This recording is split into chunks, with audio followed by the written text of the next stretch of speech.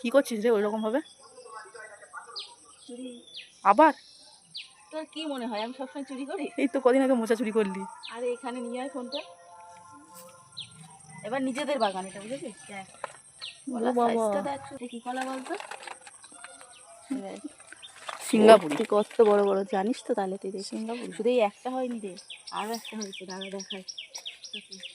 কাটা দেওয়া আছে কেন বলতো? এখানটা খুব হনুমান আসে তো, সেই জন্য অনেকটা কলা হয়েছে। এটাও কি সিঙ্গাপুরি? হ্যাঁ, এটাও সিঙ্গাপুরি কলা। ওটা কি দিয়েছে ওপরে এটা? আরে খড় দিয়ে ঢাকা রয়েছে, হনুমান আসে না, ওরা না পুরো নষ্ট করে দেয় বুঝছিস। ওরা কাঁচাতেই ছিঁড়ে ছিঁড়ে খেয়ে নেবে।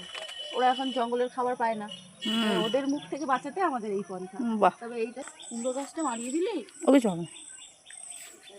বাহ, বাগান তো একদম সবুজ হয়ে গেছে পুরো। হ্যাঁ, আমাদের কলমি শাকও কিনতে লাগে না বুঝলি।